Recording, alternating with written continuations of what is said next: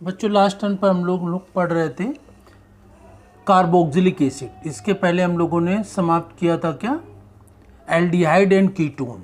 Aldehyde और ketone को complete कर चुके थे और उसके बाद कार्बोक्सिलिक एसिड स्टार्ट किया था।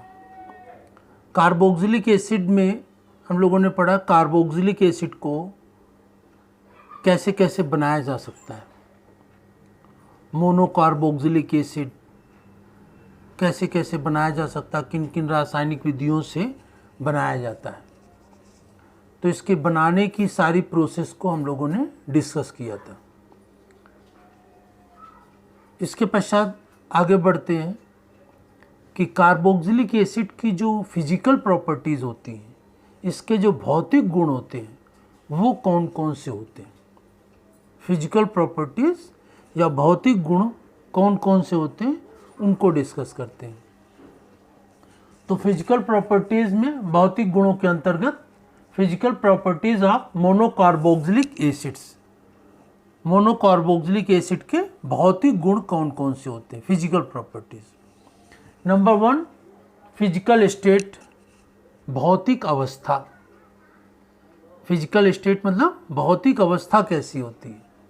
तो जितने भी कार्बोक्सिलिक एसिड होते हैं, कार्बोक्सिलिक अम्ल होते हैं, उनमें एक कार्बन से लेकर के 3 कार्बन तक के जितने भी कार्बोक्सिलिक एसिड होते हैं वो सब कलरलेस होते हैं और लिक्विड होते हैं, द्रव होते हैं। एक कार्बन से लेकर के 3 कार्बन तक के यौगिक कलरलेस मतलब रंगहीन होते हैं और लिक्विड या द्रव होते हैं। और 4 कार्बन से लेकर के 9 कार्बन तक के जितने होते हैं कार्बोक्सिलिक एसिड, तो वो कैसे होते हैं, आयली होते हैं। ठीक है ना, कैसे होते हैं, आयली होते हैं। आयली मतलब कि लिक्विड होते रहते हैं लेकिन तेल के समान होते हैं, आयली लिक्विड होते हैं। और फिर इसके पश्चात 10 कार्बन से ऊपर होते हैं तो वो कैसे होते हैं, सॉलिड होते हैं। 10 कार्बन से ऊपर के सब सॉलिड होते हैं। कैसे सॉलिड, मोम के समान, वैक्स लाइक सॉलिड होते हैं। तो जैसे जैसे इनके एल्किल ग्रुप में नंबर ऑफ कार्बन इंक्रीज करते चले जाते हैं,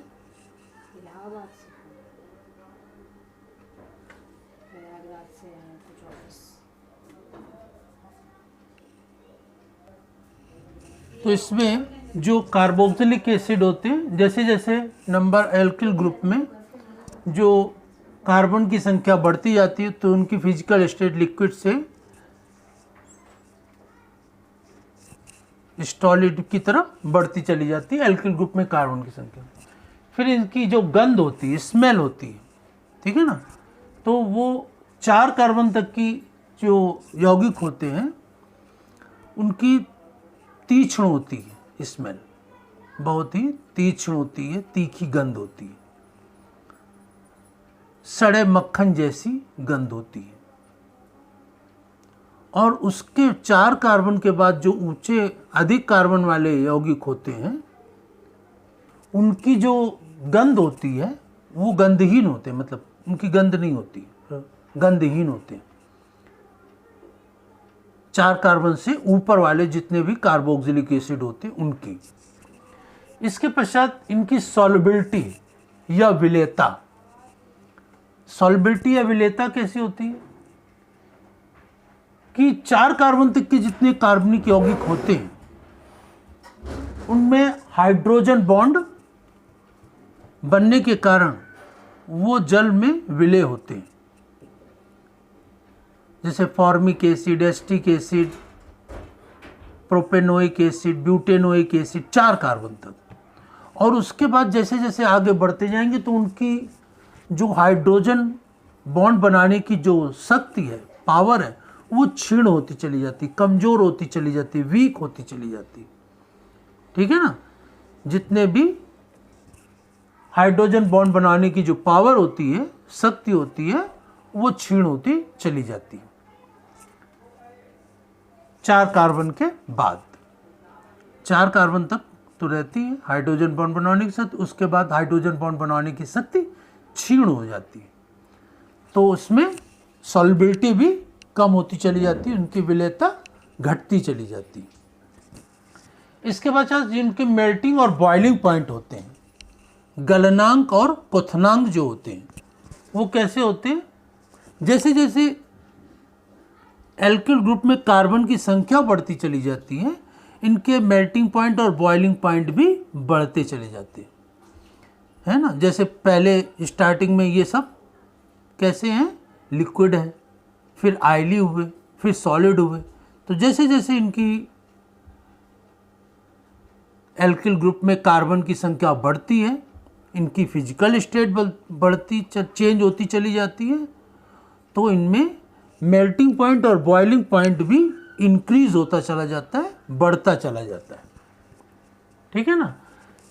तो ये इसकी विशेषताएं होती हैं, फिजिकल प्रॉपर्टीज होती हैं।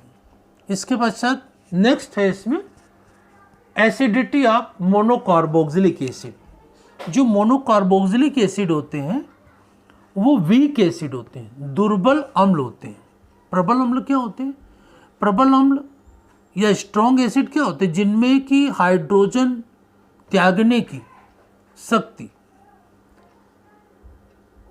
बहुत ज़्यादा होती है, बहुत तेज़ी से, बहुत जल्दी हाइड्रोजन आयन देते हैं, तो वो स्ट्रॉन्ग एसिड होते हैं।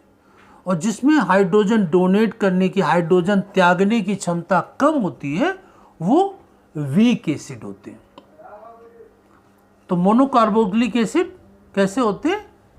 ये वीक एसिड होते हैं। देखिए इसमें जैसे HCl है, ये कार्बोक्सिलिक एसिड नहीं है, लेकिन ये जल से रिएक्ट कर रहा है, तो ये यहाँ पर हाइड्रोनियम आयन H3O+ क्या होता है? हाइड्रोनियम आयन, और Cl- बनता है, ये हाइड्रोनियम आयन बनता है।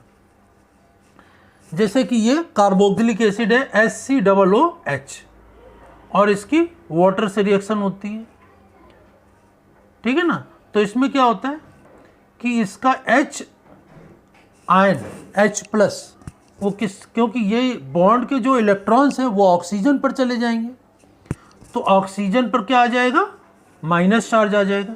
ये बॉन्ड के इलेक्ट्रॉन ऑक्सीजन पर चले जाए तो ऑक्सीजन पर माइनस चार्ज, और ये हाइड्रोजन H2 से जुड़ गया, तो क्या हो गया? H3O हाइड्रोनियम आयन बन गया, ये हाइड्रोनियम आयन बन गया।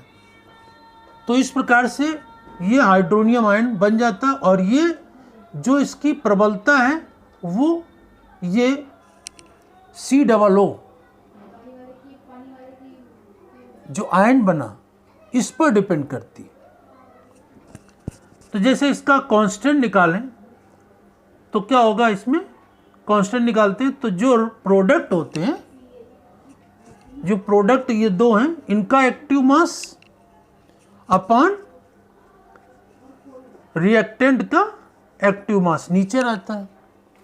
रिएक्टेंट का एक्टिव मास नीचे लिखते हैं और प्रोडक्ट का एक्टिव मास ही होता है, ठीक है ना। अब यहाँ पर ये जो वाटर का एक्टिव मास है, ये इसके कांस्टेंट से मल्टीप्लाई हो जाएगा, तो ये Ka बराबर हो जाएगा। तो Ka जो कांस्टेंट है किसके बराबर हो जाएगा? RCOO- का एक्टिव मास और H3O+ का एक्टिव अपॉन RCOOH। तो ये Ka का मान, कांस्टेंट का मान जितना बढ़ेगा, इंक्रीज होगा, उसकी एसिडिटी उतनी ही ज़्यादा होगी, और जितना कम होगा उसकी एसिडिटी उतनी ही कम होगी। कार्बोक्सिलिक एसिड एक दुर्बल अम्ल है, ये हाइड्रोजन आयन बहुत कम संख्या में देता है, जल्दी आयनाइज नहीं होता है, और बहुत ही लेस क्वांटिटी में, बहुत ही कम संख्या में हाइड्रोजन आयन देता है, और आयनाइज भी कम होता है। तो इस प्रकार से कार्बोक्सिलिक एसिड की जो एसिडिटी होती है, मतलब अम्लीयता होती है, अम्लीयता का जो गुण होता है, उसकी जो प्रॉपर्टी होती है वो कम होती है। तो इसलिए ये ध्यान रखेंगे कि जो मोनोकार्बोक्सिलिक एसिड है ये एक दुर्बल अम्ल या वीक एसिड होता है। तो ये फिजिकल प्रॉपर्टीज। और कार्बोक्सिलिक एसिड प्रबल अम्ल होता है या दुर्बल अम्ल होता है। तो ये एक दुर्बल अम्ल है, वीक एसिड है, क्योंकि इसमें हाइड्रोजन को त्यागने की जो क्षमता होती है वो कम होती है। ठीक है ना। ये हाइड्रोजन ये करके हाइड्रोनियम आयन बना। हाइड्रोनियम आयन आर्हीनियस ने माना था कि हाइड्रोनियम आयन की कल्पना नहीं की थी। आर्हीनियस ने बताया था H+ आयन देता है एसिड और OH आयन देता है बेस। लेकिन यहाँ पर बाद में देखा गया कि जो H+ आयन है वो स्वतंत्र अवस्था में अधिक देर तक नहीं रहता है, तो H+ H2O से रिएक्ट कर जाता है, तो H3O+ बन जाता है, जिसे कि हाइड्रोनियम आयन कहते हैं। तो ये हाइड्रोनियम आयन बनाने की जो पावर होती है किसमें, कार्बोक्सिलिक एसिड में, ये बहुत कम होती है, जिसके कारण ये एक वीक एसिड है, दुर्बल अम्ल है। जबकि ये HCl क्या है, एक प्रबल अम्ल है, ये कंप्लीट आयनाइज हो जाता है हाइड्रोजन आयन, और इसमें हाइड्रोनियम आयन बनाने की पावर बहुत ज़्यादा होती है। तो इस प्रकार से ध्यान रखेंगे, कार्बोक्सिलिक एसिड, मोनोकार्बोक्सिलिक एसिड एक वीक एसिड होता है। ठीक है ना। इसमें हाइड्रोजन आयन देने की, हाइड्रोनियम आयन बनाने की पावर बहुत कम होती है। इसके बाद नेक्स्ट टर्न पर इसी के आगे नेक्स्ट टॉपिक को डिस्कस करेंगे।